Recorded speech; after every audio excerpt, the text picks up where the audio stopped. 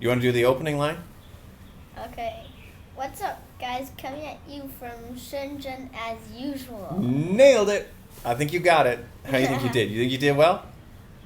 Yeah, probably like 4. 4 out of 5? Yeah. Still pretty good. That's not bad.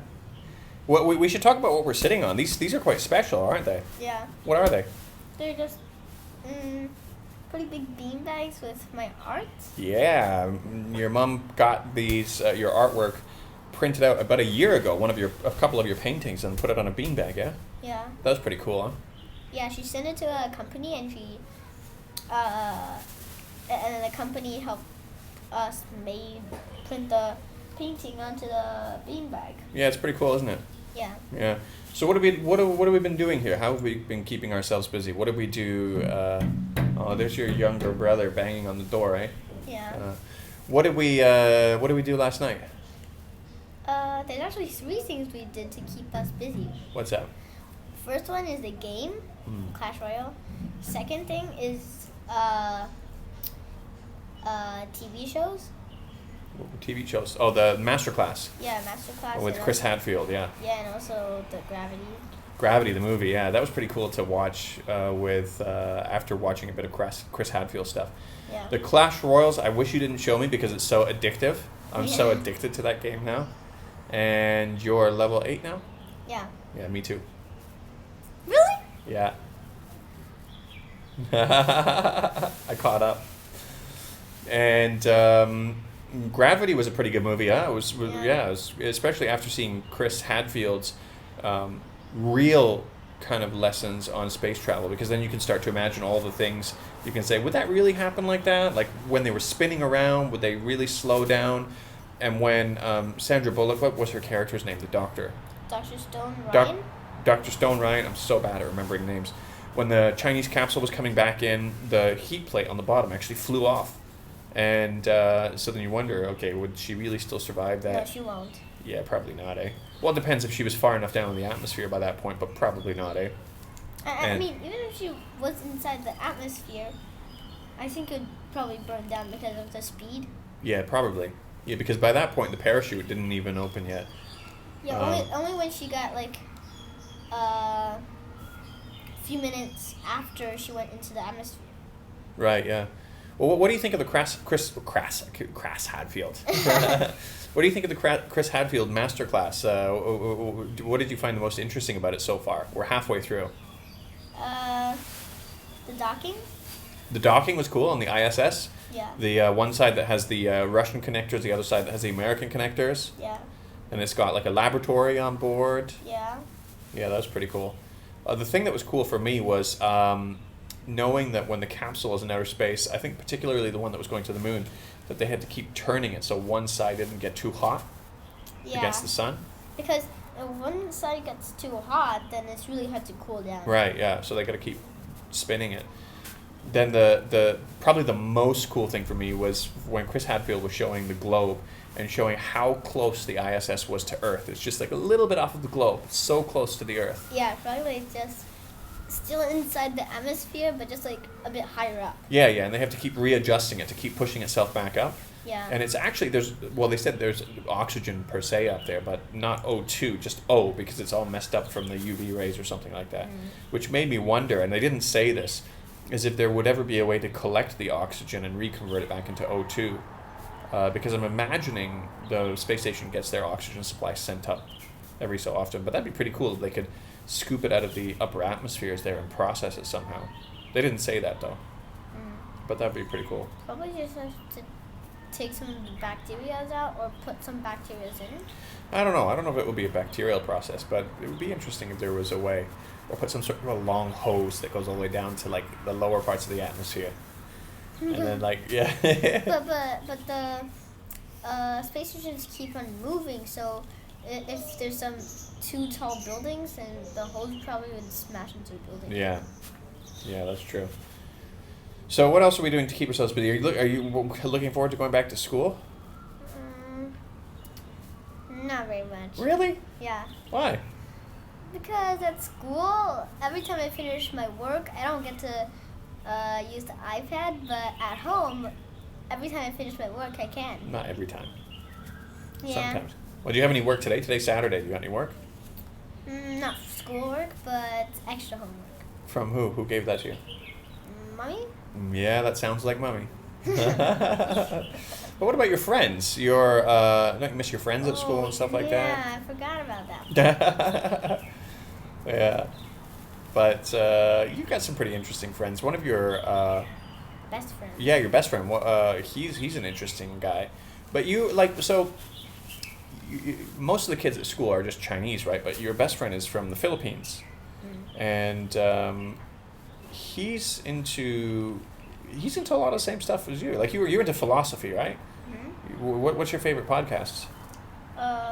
Pickle and Curly? Yeah. Do you talk to him about those podcasts? Because I think he'd be really interested in that. Yeah. Yeah. You've got some philosophy books too. Yeah, like 3 or 4. What's your favorite? Existential Giraffe. Yeah. Why is that your favorite? What's that about?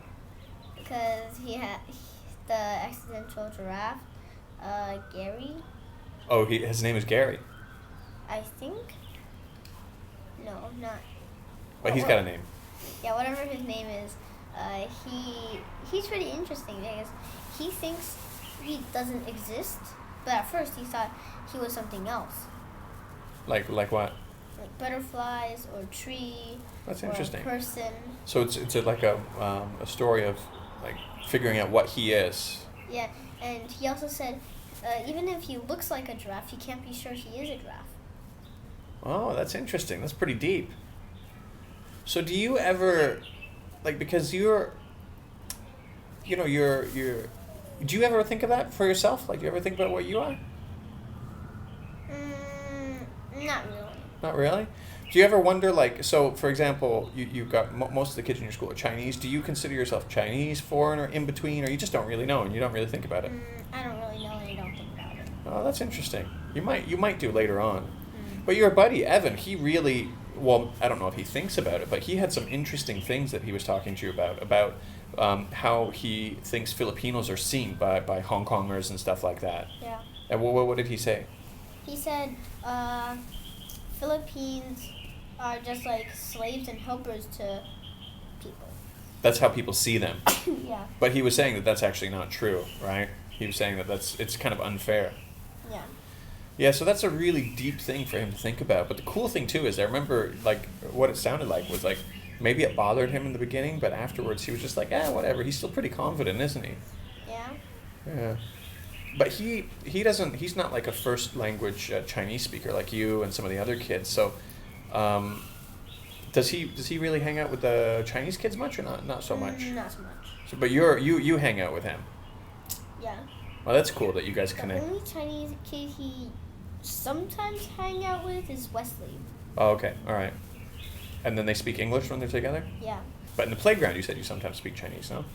Only sometimes. Oh, okay. Mostly English. Oh, that's good. Only when I'm hanging out with Eason. Yeah. Evan's into some other interesting stuff too, right? Yeah. Like some of the... What were the other things you told me about him? Catholic? Oh, yeah. You were telling me before that you how do you feel about it? Like do you believe in that stuff or? Like before, I was like totally no, but now Evan kind of convinced me. Really? I'm like so. Interesting. It's like, a possibility now. Yeah. That is pretty interesting. Yeah, well, yeah, you should make up your mind for yourself. I mean, there's a lot of parents that they most, at least that I've seen, most of the parents, they have a position on it. Either they want their kids to believe in God, or they don't want their kids to believe in God, and they raise them like that. But I think it's pretty important that you guys figure that out for yourself.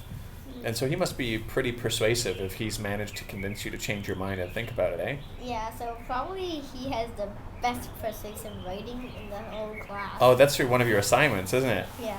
Yeah, that would be pretty. I bet he is. He's a really smart kid. Yeah. And do you think he decided on his own to be religious, or his parents told him to be religious, or do you know, or you don't know? One time he brought in a little model Yeah. of the Holy Family. Yeah. and then Mr. Jeff said, Mr. Jeff asked something I can't remember, and then Evan said that most Filipinos are Catholic. Oh, so it's a part of his culture and society. Oh, okay. So like naturally. That's interesting. Do most of the other kids kind of do they kind of like no way, or are they're also like you? They're kind of like maybe, maybe not, or are they more like no, I don't believe it at all? I'm not sure because they don't really talk about those stuff. Right. Yeah. Your little brother's banging the window again, eh? And holding my Coke can. Uh-oh. Well, okay, so that's interesting. Yeah, I mean, I when I was growing up, my parents, your grandma and grandpa took me to church, but finally I don't believe anymore. But I think it's good that you decide for yourself. And I remember seeing there's one guy in England, and he's named Richard Dawkins, and he's really against religion. He really gets quite aggressive when he's speaking to people about it. And he said one of his big problems he had with people who are religious is they're not open-minded. They're not willing to say, I don't know what the answer is, where science is. And, so for example, they have this theory of the Big Bang, and the question of what happened before the Big Bang or what caused it, scientists are willing to say, I don't know, and they're proud of that. They're proud of accepting that there are limitless possibilities. But then there was something interesting that happened on that BBC show. On the BBC show, the guy who was interviewing asked him, he says, okay, all right, so if one day we found out that when we're investigating the Big Bang or something before that, something points towards the supernatural, something points towards evidence that, wow, maybe there is a God, would you be open to that possibility? And he said, no way, no, because that's not possible. So all of a sudden you realize that actually he's just as close-minded, or if not even more close-minded, than the religious people that he's criticizing. Yeah. Because really we don't know. We don't know. It could be, could not be. I don't believe, but it's it's up to each individual, isn't it? Yeah, because there's some different sides. Yeah. I don't even get why is he doing that, because maybe they're not even sure. And also he said that scientists say they don't know, but he said he's sure. Well, yeah, so he always says he doesn't know, but the first time he says he's sure is that he's sure the answer won't be that there's a God. He's sure that it won't be a supernatural answer. So all of a sudden he's become really sure. So really almost his belief in science almost becomes like a religious belief also. So that's what I found interesting. But we don't know the answers. I mean, we can look at the evidence. I think his problem is, and the reason he does that is because he thinks that science and religion can't exist together. To accept religion is to not accept or ignore science. So he doesn't think the two things that can live together. I think they can, even though I believe in science and I'm not religious, but I think they can. Yeah, right? they can. Yeah. You're all of a sudden believing in, you think that you might be believing that there's a God, or that what Evan believes in. Both. But you still believe in the Big Bang, you still believe in dinosaurs, you still believe in evolution, right? Yeah, I believe in both. Interesting. Yeah, well, that's going to be a adventure that you're going to have to explore on your own. Yeah, because probably the God did a part, and then the science did some other parts. It could be. That could be.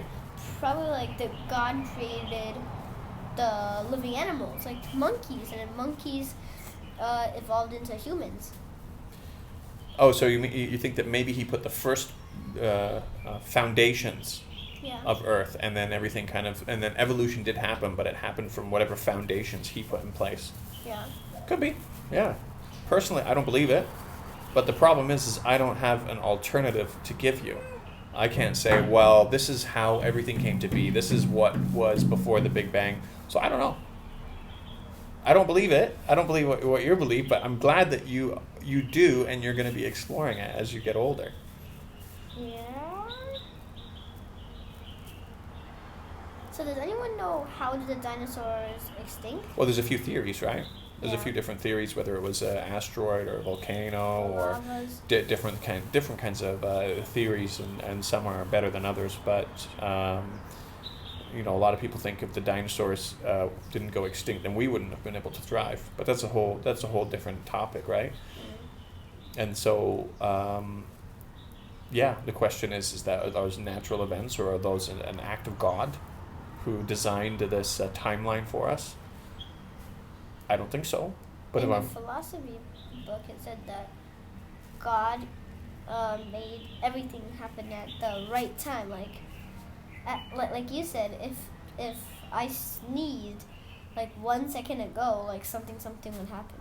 Yeah, there's a connection of events, right? One little change in history will change the future by an immense amount, right? If somebody doesn't cross the road today that was supposed to cross the road, then maybe 100 years from now, history will be totally different. So, and that ties into another question, whether we all really have free will, whether we really control our destiny, or if it's pre-programmed. You might do something, or you might say to yourself, you know what, I want to defy destiny, so I'm supposed to go that way today. I'm going to change my direction just because I want to change what's supposed to happen. Well, how do you know that wasn't supposed to happen?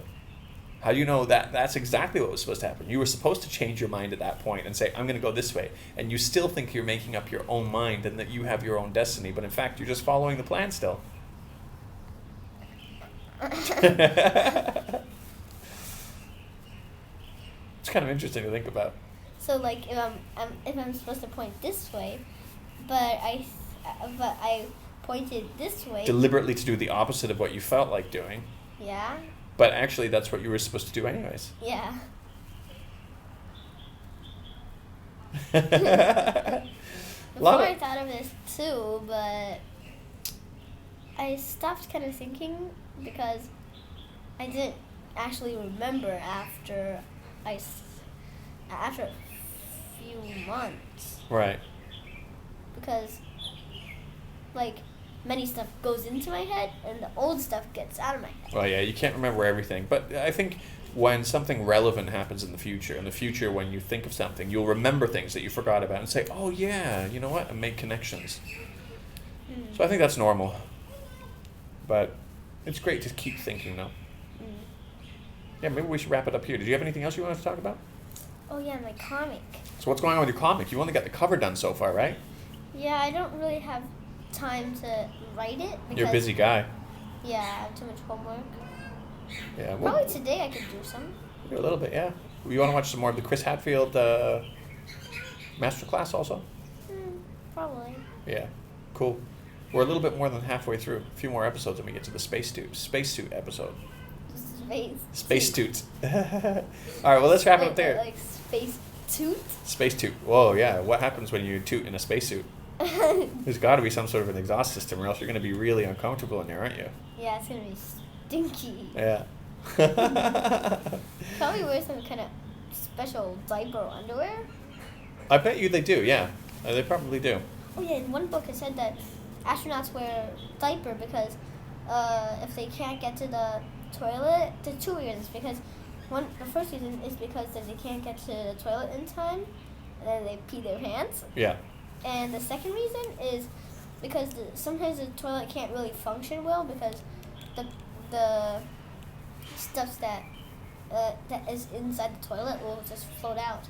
Yeah, I bet there's a bunch of things, but in terms of spacewalks, I think spacewalks can last many, many, many hours sometimes, right? So it's not like you can just unzip and go into space, right? But yeah, well, let's wrap it up there. We'll have another talk depending on whether people want to hear from you more. But the thing that they really want is they want your second story of the what was it? What was the name of it? Captain Corona. Yeah, something like that. Yeah, so the series is called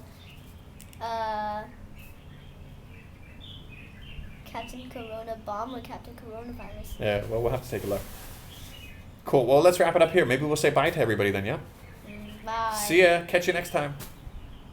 That's it? Anything else? No. Okay, bye.